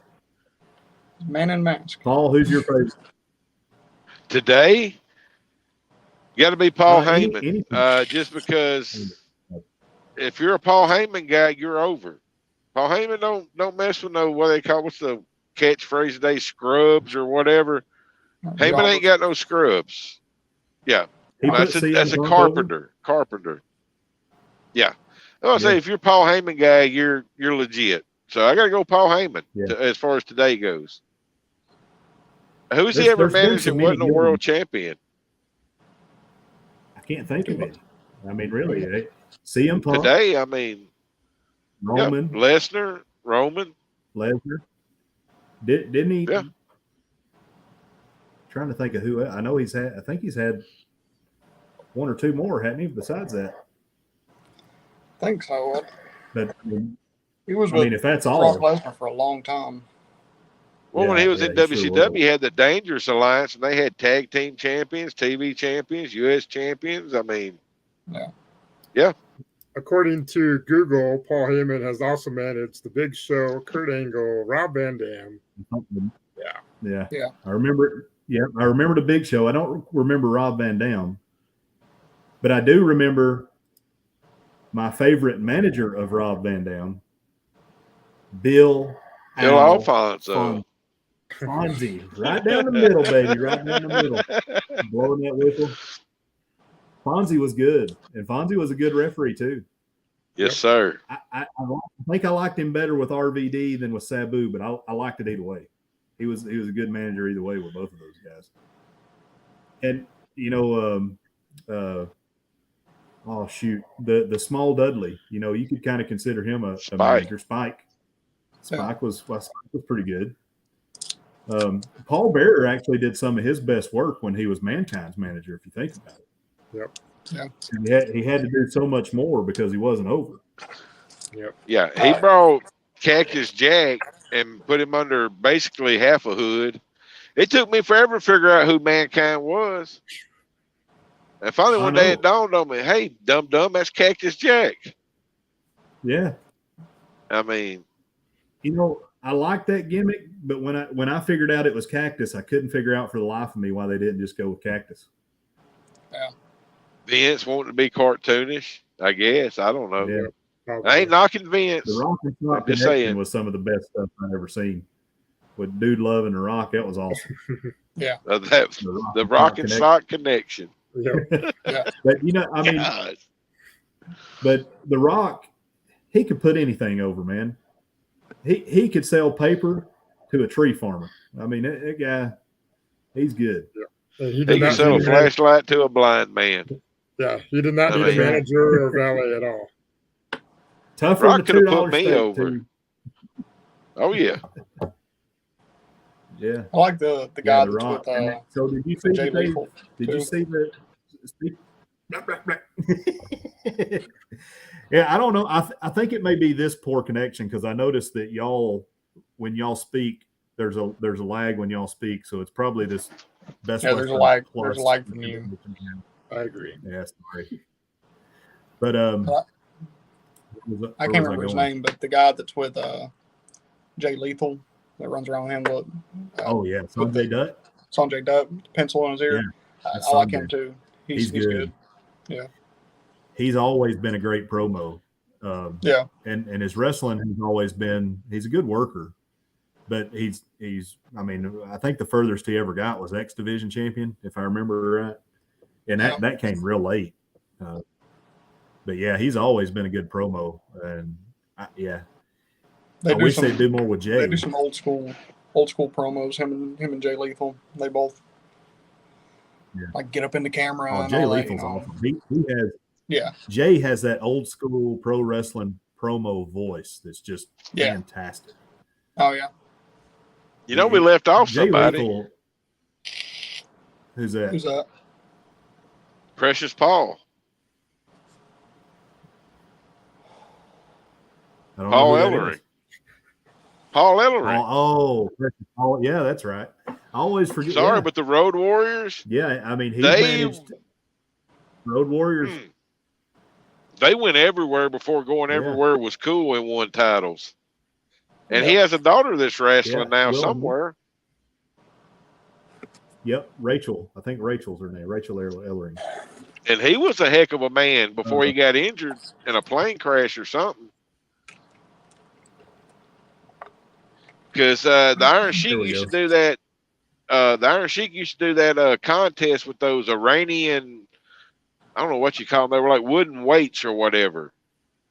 And Paul Ellering was one of the few people that could lift them and twirl them around like the Iron Sheik did. Yeah. So there's another ringside valet / manager. She wrestled too, of course, but China. Yeah. And she was good. I remember when she Very came on good. the scene, it was like, yeah, I mean, she definitely made a splash. Yep. Yeah. Baby doll. Sunny. Sonny Ono. Oh, Sonny the She, female. There's Sonny Ono too. Yeah. I've seen some of Tammy Sonny's Stitch, videos. Just saying. You on her OnlyFans account, Paul? No, I bootleg everything. Yeah, she's in trouble right now. Hey, we left off another one of the greatest that was always a fan of the boys, as they say, Missy Hyatt. Poor Eddie Gilbert. Yeah. Everybody loved the new Missy loved her, they say. They claim that Missy and Vince had a thing going on too. Missy had a thing with a lot of people, just saying. Missy was the fifth Beach Boy, just saying. She got around. You may have misspoken. Missy may have had a lot of people's things. Good point. Yeah, hey, there's a good one. So I loved Kevin Sullivan when he was Varsity in Club. WCW running that. What was that? Dungeon of Doom. He had Kamala. The Dungeon of Doom. Yep. That was one of the scariest heel stables I remember. I was like, oh man, that Legion of Doom, man. He invented that for one reason. That's to get Hulkamania over in WCW, and man, did it work. You know, they called him the Taskmaster. That guy behind the scenes was as brilliant as ever come. And once again, he was tutelage, or whatever you call it, by the one and only Eddie Graham out of Florida. So Kevin was the booker then too, if I'm not mistaken. I think yes, he was sir. Booking. Yeah. That was post. That would have been post Dusty, pre Bischoff, or who picked it? Who picked it up after Kevin Sullivan? Would it have been Bischoff? I don't know. Bischoff did. He was the executive producer, but he didn't really do the booking. They had Kevin, then they brought in Russo and Ed Ferrara, and Dusty came back for a little bit, and they pushed him out again, and it just got scrambled. And Kevin Sullivan had to book for, not Kevin Sullivan, but Kevin Nash had to book for a little bit. Yeah. Yeah. It's weird how when you think about it. There you go. We talked about her earlier, Luna Vachon. And I completely forgot about her being with Heartbreak Kid. Yep. Wow. Trip down memory lane, man. It's crazy. Funny thing is, some of the women we named tonight could probably whoop half the guys. Yeah. Luna could. China. Yeah, Luna was tough. You know, they say, I mean, China, she had a physique that looked like she was tough, but I don't know if she was as tough as Luna. Luna was trained by the Fabulous Moolah, and the Fabulous Moolah was no joke. Nope. Yeah. She trained them women. That's who's. Yeah. Well, she was professionally trained there. Of course, her dad or her uncle, Mad Dog Vachon, trained her, earlier on. And China trained right alongside Triple H with Killer Kowalski, too, professionally. And Triple H was trained by Killer Kowalski and Rip Rogers, right? Wasn't Rip Rogers his other trainer? Harley? Didn't Harley have some touching on him, too? Touching on him. Oh, absolutely. Harley was great. Mm-hmm. Harley Race, Stan Hansen. I mean, man, Dirty Dick Murdoch. You're never going to have guys like that again. You see some that resemble it. I mean, Eddie Kingston has some Dick Murdoch-like qualities to him. I don't know if I like Eddie Kingston that much, honestly. I've always been. I like him more now than I ever have. I've seen him in TNA before, and I really didn't like him in TNA. He can't wrestle. Well, but he's not a wrestler, and he'll never say he's a wrestler. Yeah, that's true. He's a brawler or whatever. But like, I mean, I guess he's pretty good. He can build a story and he can cut a promo, which he's good at all that. But his matches. But the difference in Eddie, Dick Murdoch was an athlete. Dick Murdoch. Yeah. I mean, he looked like a marshmallow with sticks hanging out of each end, but he could go. Yeah. He could go. You know, there a while back, the big thing was who could take Brock? Who could take Brock? I'm sorry, there's some guys back in the day, they'd have punked Brock down. And one of them was from Shreveport, Louisiana, went to college at the University of Oklahoma, and that's a guy called Dr. Death, Mr. Steve Williams. Oh, yeah. He'd have beat Brock Lesnar down. I'm sorry. Brock can wrestle all he wants to. Well, maybe Brock could get him in a wrestling match, but in a fight, I put my money on Dr. Death Steve Williams. That guy was as bad as they come. I had the honor to about how the strongest person he's ever seen was probably John Cena, if you're just measuring pure strength. But yes, real functional strength, there was nobody above Dr. Death. No, even Ted Arcidi took a back seat to him. He was Mr. Olympian. Not Mr. Olympian, but world's strongest man. I've seen a lot of people say Mark Henry is the strongest person they've seen. They've I think it was Big Show maybe, or somebody was talking about they were on their tour bus and they were like trying to get into this little spot and they couldn't because a car was parked. It was like parallel parking. The car was parked like a little bit over the line, and Mark Henry was like, "All right, I'll deal with it." And he like went out there and just like grabbed a towel, wrapped his hands up, and lifted the bumper up and walked it a few inches, and sat it down, and like. So I've heard stories of Thez being like that. Like, he was kind of like Andre when he had the belt on him, and of course Andre never had the belt. But if the only way you were getting the belt off Thez is if he wanted you to have it, because he could stretch anybody. Well, Vince actually threatened to fire Bruno one night because Bruno made the suggestion that he dropped the belt to Andre. Yeah. And Vince was like, "You just killed my territory. Who's going to beat Andre? Nobody's going to buy that." Yeah. Yeah, and it might have tore Andre up too, because Andre, if you read up on him or watch any documentaries on him, he just wanted to be normal, and anything that would have elevated him to a higher echelon of notoriety, I think, would have probably led him to his demise sooner. I mean, the amount of alcohol that man could drink. You hear about the eight bottles of wine and all that stuff, the stories, and they're all true. It's just crazy.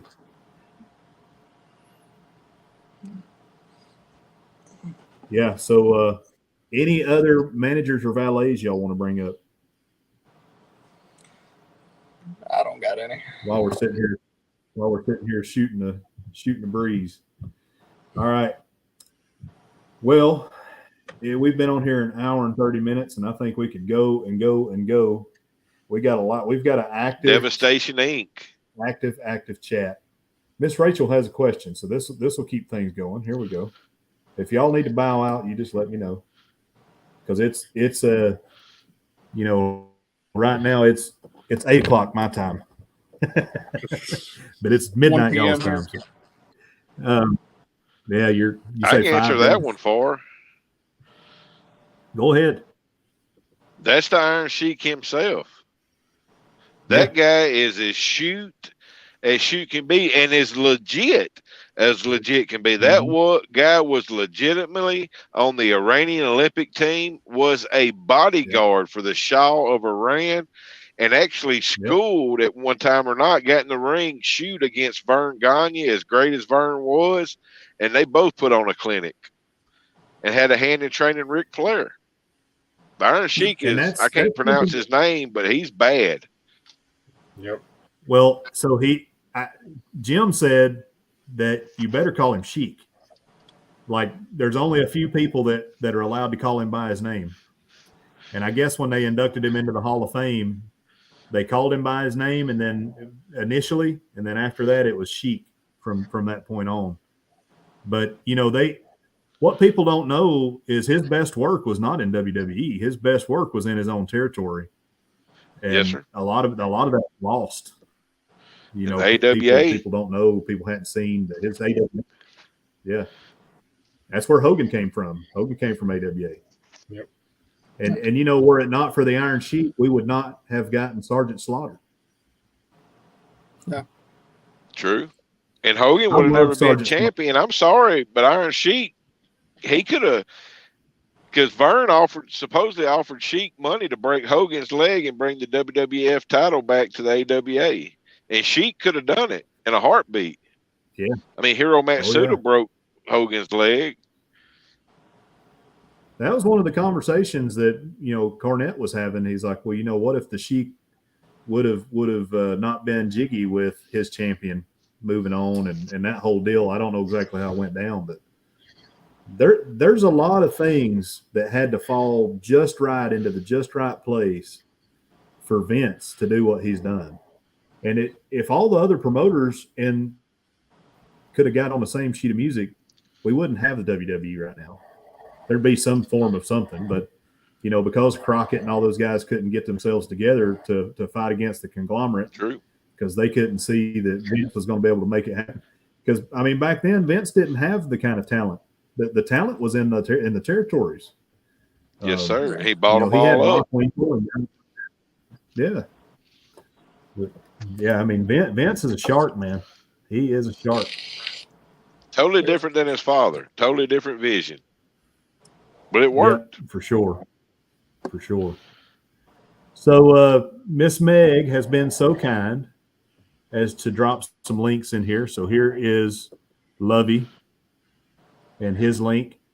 And those you can go back into the chat and find those and go and like and subscribe if you haven't done so. Captain Billy J, he'll make you scrub poop decks, but that's his link. Yep. The link to the Moonlight Adventures, which is mine and Chastity's channel, and Mr. Paul Vines and his Odyssey can be found here. Thank you, Miss Hey, Meg. Paul does good work. Hey, he's strengthened. He's strengthened my liquor. You have. My cocktail menu has gotten bigger since I've watched your stuff. I got a quick story about Vince Sr. Tell you how well respected he was. Even when he broke away with Capital Wrestling from the NWA and started the WWF, he was still on the board of the NWA. That's how well respected that man was in the business. That's amazing. That's just. And did he not have the foresight to keep Vince off of the mats? We would not have gotten the Mr. McMahon character either. True. And he tell you how he done his son though. Sorry, go ahead. No, I was singing No Chance in Hell. But see, he gave his son like the most struggling town they had. Vince Jr. Now, this is how his daddy done him. He told him they had like this one area where they were just struggling, couldn't do nothing. He gave it solely to Vince Jr. And Vince Jr. went up there and totally turned that area around, had them selling out. And he told him something like it's like $1 million, where he said, well, you come up with $1 million and I'll sell out to you. And through that one area, Vince Jr. came up with $1 million. Everybody thinks Vince Jr. had this silver spoon in his mouth. He really didn't. If you go back and research his history, he paid his dues big time to get to where he was at. And he took a heck of a shot with what he done. So I'm not a Vince guy, just saying, though, he earned what he got. Well, and he still has the same philosophy with his kids. They've been put into some positions that they otherwise probably wouldn't have gotten put in, where their dad, not Vince, but he makes them work. Go ahead. Sorry. No, you go ahead. Shane used to be on the ring crew. That's where Shane started out at, literally on the ring crew, putting down and breaking down the ring. And then after I'm gonna shut up now. Oh, you're good. So Timmy Ray, he's got a question here. He says, why has Brian Pillman not been inducted into the Hall of Fame yet? So I think it's because of the stuff that caused his death. And I think the same is going to be for Benoit. Even though they should be judged by what they did in the ring, not outside the ring. With WWE being publicly traded, I don't think they'll ever get in, unfortunately. But they did have good work, and it's up to guys like us to keep talking. The funny thing is, I used to watch wrestling with my dad, and he'd always tell us, "Oh, it's fake, it's fake." Every time Chris Benoit came on for a match, my dad blew my mind when he said this. He said, "You know what? He probably whooped 90% of the people on that show." Yeah. Just for his intensity and the way he was built and all, he was just tough.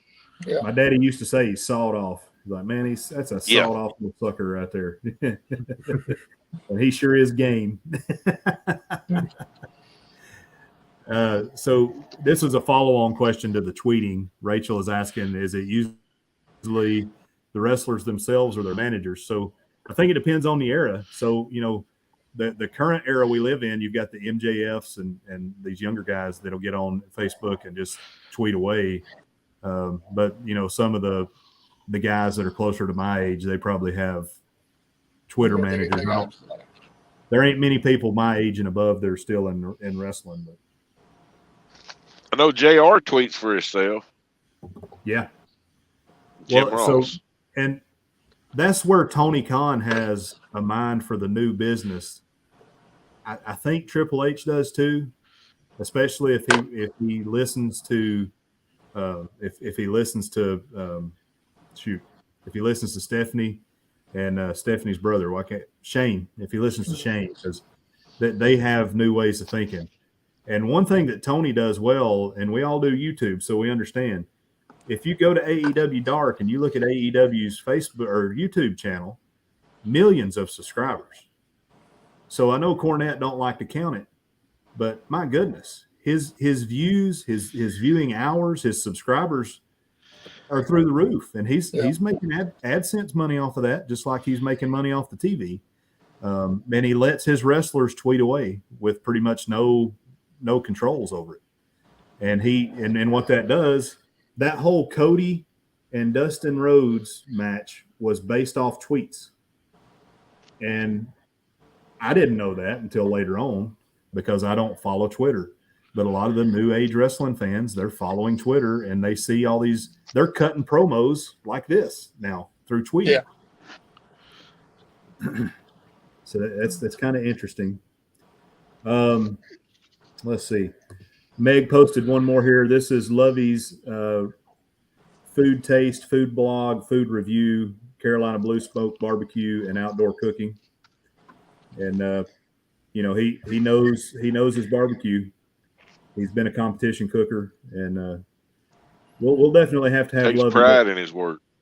Yeah, he sure does. He sure does. If they're not famous, they will be after tomorrow evening. Just saying. That's a joke, by the way. Let's see here. So Lovey's talking about Pillman's son. Yeah, I have roughed Brian like Pillman's son's match before, so he's good. He looks like he's going to be a good worker. If I had anything to do with Brian Pillman, I think I would tell him to go his own way, though. Everybody knows he's Pillman's son, and he can do an homage to his dad at any time. But I think he needs to have his own character and do his own thing, because I think he tries too much to be his dad and not himself. And because the in-ring work is there. The in-ring work is good. He's as good as he was, I think. We need to get out of that tag team. Oh, his dad was an unsung phenomenon. I mean, he just was. Yeah. Yeah, he was. I remember thinking he was really crazy, like no crap crazy. He was. He's crazier. Seriously, crap, as my father-in-law would say. If he wasn't, he was a great actor. Yeah, he had some Luna Vachon running through him. So here's Rob is asking, what are our thoughts about fans getting involved in the ring? I'm going to push this over to Billy, because Billy is the only in-ring performer on the panel. Yeah, not a fan. I've roughed shows where there's alcohol involved, and that's usually when you have the fans wanting to be a part of the show. And we've had to restrain some fans for sure. But yeah, you don't want to cross into the ring. If you're a fan, you don't want to get into the ring because you're going to get beat up. That's going to happen. But the problem is, Billy, is, for instance, when Seth Rollins was jumped, he should have beat the hell out of that guy, but he yes, didn't. sir. And back in the day, though, you can go back and you can see when a wrestler came in, and I can't remember if it was on Billy Kidman or anyway. This was back when Triple H was still Hunter Hearst Helmsley, and he Stone put Cold on somebody. Stone Cold. He put a real hurting on. He beat the blank out of that guy. Was over in Germany or somewhere. Yeah, and that's what needs beat to him happen. down. Stop. That crap will stop as soon as one of these wrestlers puts a hurting on somebody. Yeah. Yep. But I got two stories about that. Sorry, go ahead, Billy. So the problem with that is people are going to sue each other. Yeah. And that's what's everybody's going to get That's crazy. Too easy. Crazy. Yeah. Go ahead, Paul. No, that's crazy that they should. I'm sorry, but when you're a fan, once you cross which back in the old days, sometimes it was just a rope put up around the ring. You cross that, I'm sorry, you deserve whatever happens to you. Then people, the funny thing is, who was it in WCW? Pee Wee Anderson choked a guy out one night that crossed him. My favorite was Terry Gordy down in Dallas one night. This guy, of course, in Sportatorium, it's Texas, they serve him beer. And this a pretty good size old boy.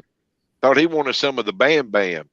He got one punch from Bam Bam. That's all it took. And that guy, he got sobered up pretty quick. Yeah. He found out wrestling ain't fake.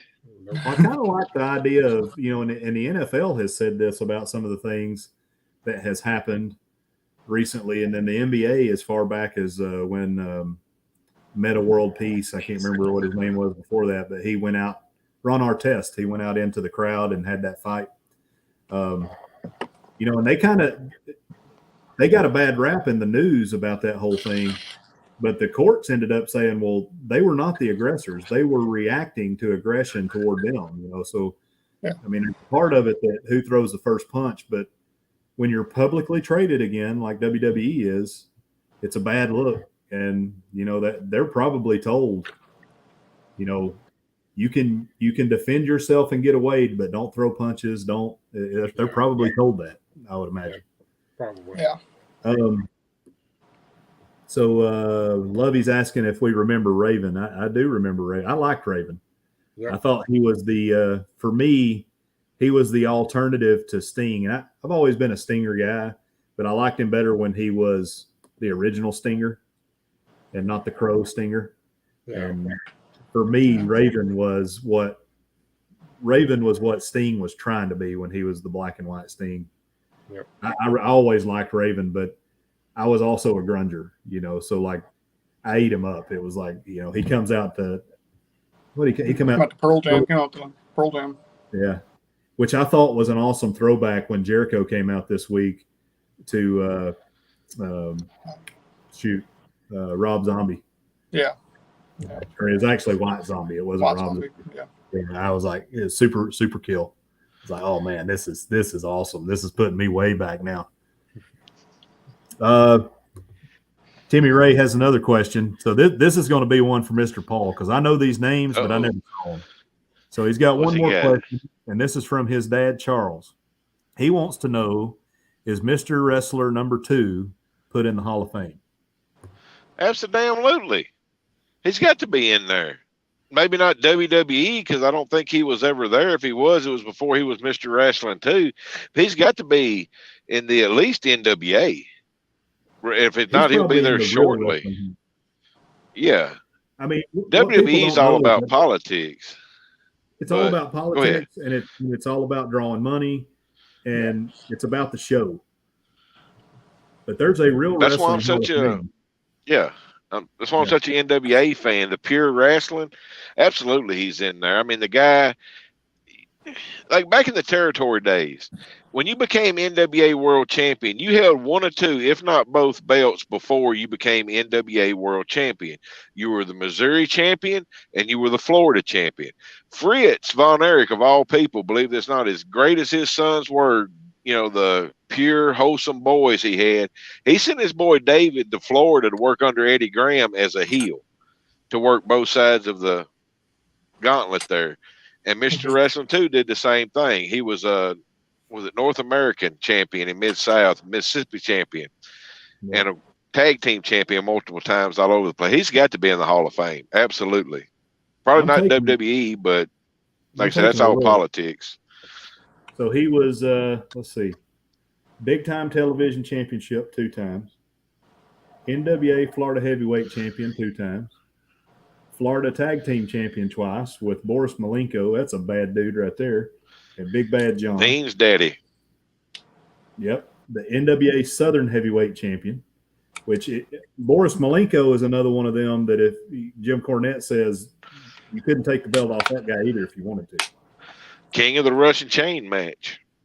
Deep South Wrestling American Champion, Deep South Heavyweight Champion once.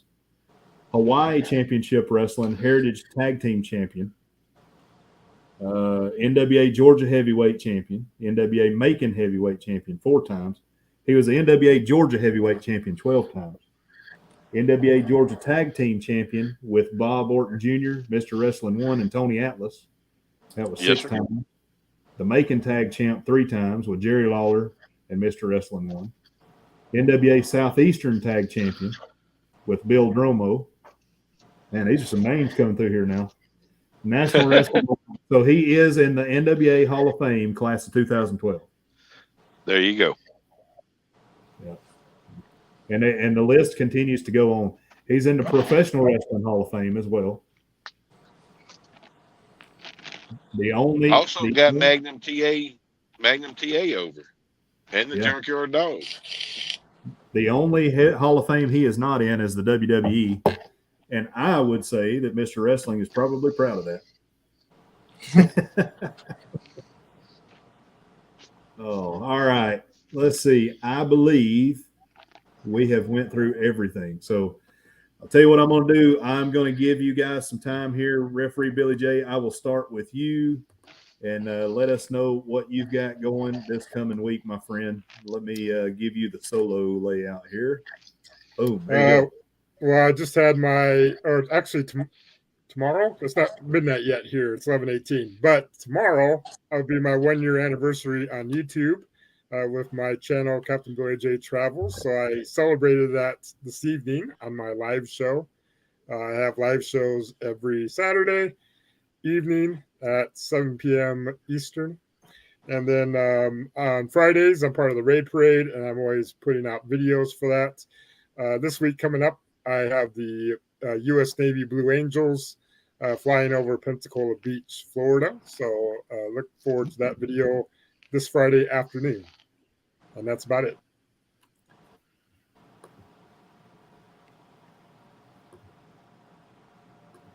Didn't mean to remove you, Billy. That's okay.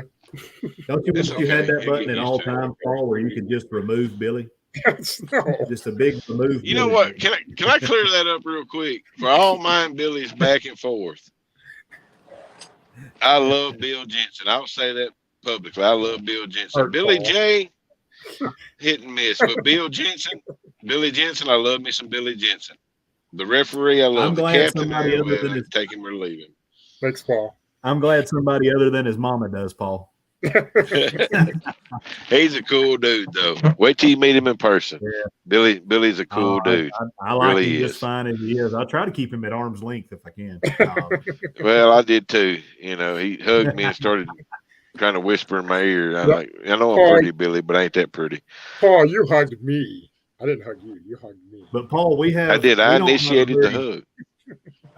I believe you're built like me, and we don't have much of a reach, man. And Billy's not really. Reach, yeah. Billy's like my buddy Nick P. You know, you get over 6'4", 6'5". You know, you get within a block of somebody, you just reach out and grab them when you're that tall. Yeah. Dylan will tell you I have to use women's or children's compound bows because they don't have enough. Like they can't let it in enough because I don't have the wingspan to pull it. Yeah. Me neither. I switched to crossbow. That's what I do. Yeah, that's what I do. It's All right, cheap, Dylan. but that's what I do. I don't know why you even asked me. You know, I ain't got nothing going on. You got some. Well, tell them what you just did. That might be cool. I had a Tell the PT people what test you just did. last week. Well, nobody cares about. Well, I mean, I care about the PT test. What the other thing? What, being on the show, y'all? I'm glad you put us over the baseball game you watched. Oh, yeah. I went to a Korean baseball game yesterday. That was cool. Yeah. Mr. Paul was a baseball hero in high school. We found that out in the last live. Yeah. Yeah. They treat baseball a little different here than do in the States. They treat it, it's like a soccer game, really.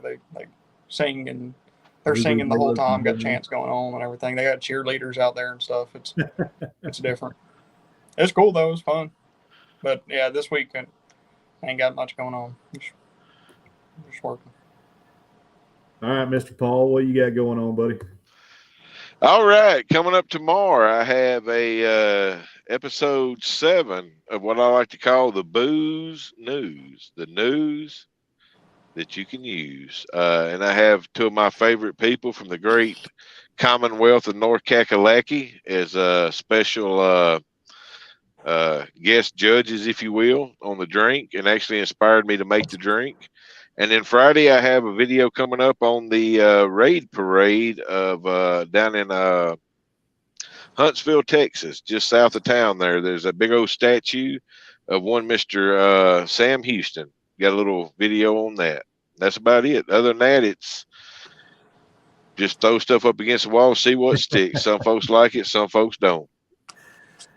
Yeah, I know what you mean, especially now that I've started traveling a little bit more. So that's a good segue into what I got going on, what we have going on. So Chastity and I, we just released a new video during the raid parade.